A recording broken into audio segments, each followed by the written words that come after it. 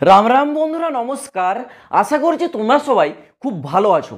বন্ধুরা, আমি যদি তোমাদেরকে এই কথাটা বলি যে তোমাদের কাছে এমন একটা সুযোগ আছে যেখানে তোমরা কেবলমাত্র 10 পাস যোগ্যতায় যেতে পারবে এবং সেখানে তোমাদেরকে যে বেতনটা দেওয়া হবে 30,060 টাকা। আর এই চাকরির সুযোগটা সব থেকে বড় দিক হলো ভাই, এখানে চাকরিটা পেতে গেলে কোনো পরীক্ষা তোমাদেরকে দিতে হবে না। হ্যাঁ বন্ধুরা, তোমরা ঠিকই শুনেছো, কোনো পরীক্ষায় বসতে হবে না, কোনো ইন্টারভিউ দিতে হবে না।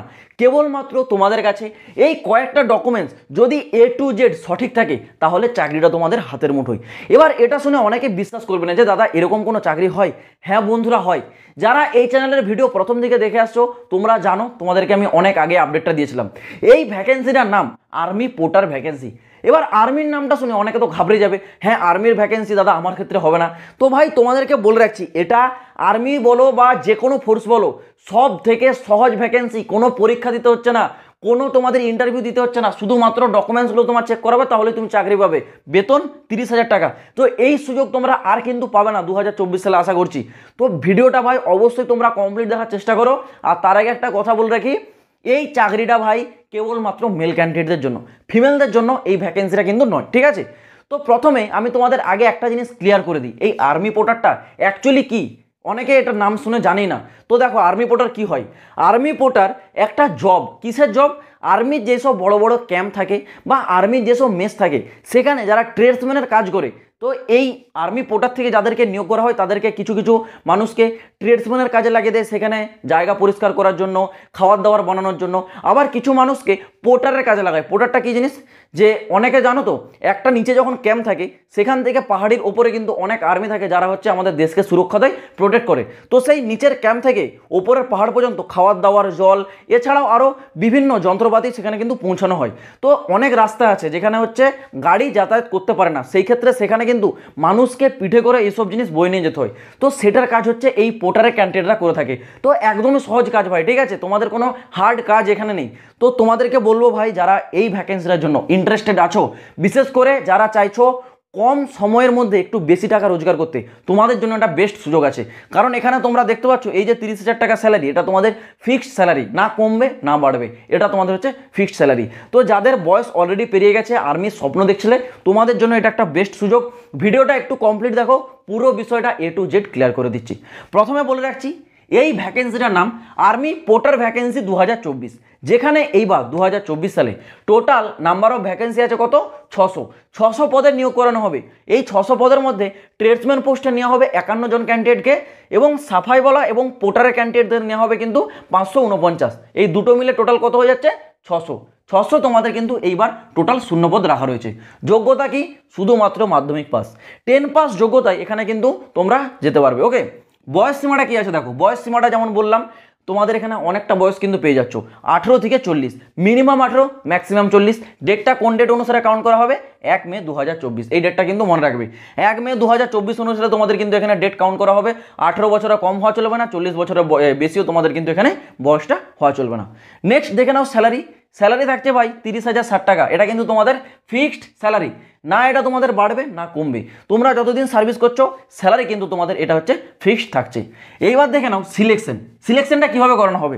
তো প্রথমে বলে রাখি, এখানে তোমাদের কোনো অনলাইনে ফর্ম অ্যাপ্লাই হচ্ছে না, তোমাদেরকে ডাইরেক্ট একটা লোকেশন দেওয়া হবে, সেই লোকেশনে যেতে হবে, ঠিক আছে? র্যালি ডেটটাও জারি হয়ে গেছে, ডেটটা আমি তোমাদেরকে বলে দেবো, একটু দেখো ভিডিওটা। সিলেকশন প্রসেসে প্রথমে তোমাদেরকে র্যালির যে লোকেশনটা দেওয়া থাকবে সেই লোকেশনে যেতে হবে। সেই লোকেশনে প্রথমে তোমাদের হবে একটা ফিজিক্যাল টেস্ট। ফিজিক্যাল টেস্টটাও একদমই সহজ হবে, কারণ আর্মির ক্ষেত্রে ফিজিক্যাল টেস্ট তোমরা জানো হার্ড হয়, কিন্তু এখানে সহজ। দেখো, 1600 মিটার রান 6 মিনিটের মধ্যে কমপ্লিট করতে হবে, ঠিক আছে? 1600 মিটার একটা রান হবে যেটা 6 মিনিটের মধ্যে তোমাদেরকে কমপ্লিট করতে হবে। তারপর হবে তোমাদের একটা মেডিকেল। আর এই মেডিকেলটা একদমই সহজ। মেডিকেলটাকে বলো ভাই কোনো মেডিকেলই নয়, ঠিক আছে? সেইভাবেও যদি তোমরা ধরো, আর্মির যে মেডিকেল হয় তার হচ্ছে 1% এখানে কিন্তু হয় না, জাস্ট এটা একটা নামের মেডিকেল। তো এই মেডিকেলটা হওয়ার পর এই ডকুমেন্টস ভেরিফিকেশনটা হবে, আর এটাই হচ্ছে তোমাদের মোস্ট ইম্পর্টেন্ট পার্ট। এর ওপর ভিত্তি করে তোমরা বলতে পারো তোমাদের পুরো সিলেকশনটা কিন্তু দাঁড়িয়ে থাকবে। এই ডকুমেন্টসগুলো কি কি চাওয়া হয়েছে সেগুলো আমি তোমাদেরকে পুরো লিস্ট একটু বলে দিচ্ছি, ভালো করে দেখো। এই যে লিস্ট তোমরা দেখতে পাচ্ছ, টোটাল 1 থেকে 10টা ডকুমেন্টস। একটা একটা করে বলে দিচ্ছি। এই পুরো ডকুমেন্টসগুলো তোমাদেরকে কিন্তু A to Z একদম সঠিক থাকতে হবে। প্রথমে কি চাওয়া হয়েছে, প্রথমে ডকুমেন্টস থাকছে তোমাদের পাসপোর্ট সাইজের ফটো 6 কপি, তোমাদের নিজস্ব পাসপোর্ট সাইজের রিসেন্ট 6 কপি তোমাদের ফটো নিয়ে যেতে হবে। তারপর ফ্যামিলি ফটো 6 কপি, মানে তোমাকে তোমার ফ্যামিলি মানে মা বাবার সাথে ছবি কিন্তু এরকম থাকতে হবে 6 কপি, ঠিক আছে? এরকম 6 কপি তোমরা ছবি নিয়ে যাবে। তারপর ক্যারেক্টার সার্টিফিকেট, ক্যারেক্টার সার্টিফিকেটটা ভাই তুমি চাইলে তোমার স্কুল থেকে গিয়ে করাতে পারো বা তোমার গ্রাম পঞ্চায়েত থেকে গিয়ে কিন্তু এই ক্যারেক্টার সার্টিফিকেটটাও তৈরি করাতে পারো। তারপর আসছে তোমাদের date of birth certificate, date of birth certificate সবার আছে, এটা নিয়ে যাবে। তারপর আসছে 10th সার্টিফিকেট, 10th তোমাদের সার্টিফিকেটের সাথে সাথে অ্যাডমিট কার্ডটাও তোমরা কিন্তু নিয়ে যাবে। ওকে, 10th সার্টিফিকেট নিয়ে যাবে। তারপর আসছে তোমাদের আধার কার্ড, এটা নিয়ে যাবে। নেক্সট আসছে তোমাদের ভোটার কার্ড, ভোটার কার্ড নিয়ে যাবে। কারোর যদি কোনো কারণে ভোটার কার্ড না থাকে তাহলে শুধুমাত্র আধার কার্ডটা নিয়ে যাবে, কোনো সমস্যা কিন্তু হবে না। তারপর দেখো তোমাদের ব্যাঙ্ক অ্যাকাউন্ট, ব্যাঙ্ক অ্যাকাউন্টটা তোমাদের কিন্তু অনেকেরই আছে, কিন্তু তোমাদের সব অ্যাকাউন্ট এখানে অ্যাকসেপ্ট করা হবে না। ব্যাঙ্ক অ্যাকাউন্ট কেবলমাত্র SBI এবং PNB মানে স্টেট ব্যাঙ্ক অফ ইন্ডিয়া এবং পাঞ্জাব ন্যাশনাল ব্যাঙ্ক, এই দুটি ব্যাংকের ক্ষেত্রে হতে হবে।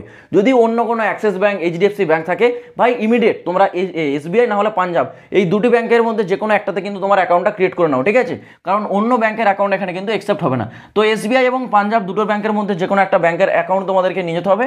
তারপর থাকছে পুলিশ ভেরিফিকেশনের সার্টিফিকেট, এই পুলিশ ভেরিফিকেশন সার্টিফিকেটটা তোমাদেরকে অনলাইনে অ্যাপ্লাই করতে হবে, ঠিক আছে? যারা এই প্রসেসটা জানোনি, যে কোনো সাইবার ক্যাফে যাবে, সেখানে বলবে একটা পুলিশ ভেরিফিকেশনের সার্টিফিকেট লাগবে, তো সেখান থেকে তোমার ডিটেলস নিয়ে আপডেট দিয়ে দেবে এবং অ্যাপ্লাই করে দেওয়ার পর তোমার কিন্তু সার্টিফিকেট চলে আসবে। ওকে, তারপর মেডিকেল সার্টিফিকেট, এই মেডিকেল সার্টিফিকেটটা কি, তোমার সামনাসামনি যে হাসপাতাল আছে সরকারি হাসপাতাল, সেখানে গিয়ে একটা মেডিকেল সার্টিফিকেট তোমাদের তৈরি করতে হবে।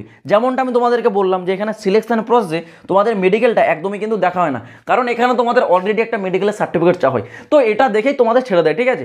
মেডিকেলি তোমাদের একটু আধটু চেক করে চোখ কান ব্যাস এটুকুই, আর কিছু তোমাদের হচ্ছে এখানে মেডিকেলে কিন্তু চেক করা হয় না, সেই কারণে এখানে তোমাদের হচ্ছে মেডিকেল সার্টিফিকেটটা চাওয়া হয়েছে।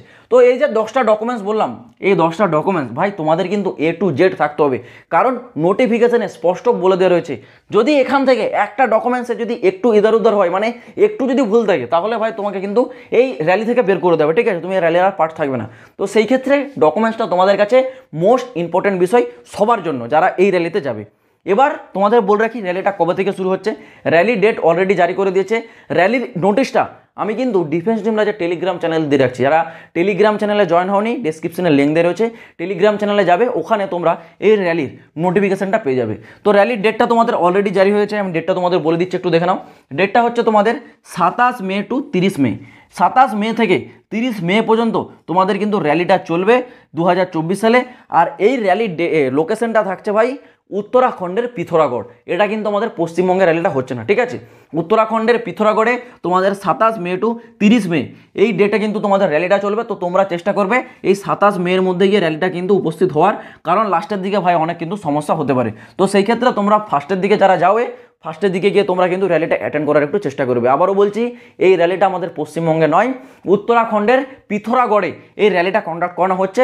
আর আরেকটা ভাই ইম্পর্টেন্ট বিষয় যারা জানো না বলে রাখছি, এই চাকরিটা কেবলমাত্র 6 মাসের চাকরি, 6 মাস পর তোমাদেরকে বের করে দেওয়া হবে, এটা কোনো পার্মানেন্ট চাকরি নয়। আর 6 মাসে তোমাদের বেতন থাকবে 30,060 টাকা। প্রথম মাস থেকে 6 মাস পর্যন্ত 30,060 টাকা করেই তোমরা কিন্তু এখানে বেতন পাবে, বেতনে তোমাদের কোনো প্রকার কিন্তু পরিবর্তন হবে না। আর 6 মাস কমপ্লিট হয়ে যাওয়ার পর তোমাদেরকে কিন্তু এই চাকরি ছেড়ে চলে আসতে হবে। তো আশা করছি আমি তোমাদেরকে পুরো বিষয়টা বোঝাতে পারলাম। এখানে যদি তোমাদের কোনো প্রশ্ন থাকে নিশ্চয়ই কমেন্ট বক্স খোলা রয়েছে, কমেন্টে কমেন্ট করে জানাতে পারো। তো চলো বন্ধুরা, আজ ভিডিওটা এই পর্যন্ত, দেখা হচ্ছে আবার পরের ভিডিওতে নতুন কোনো আপডেটের সাথে। জয় হিন্দ, বন্দে মাতরম।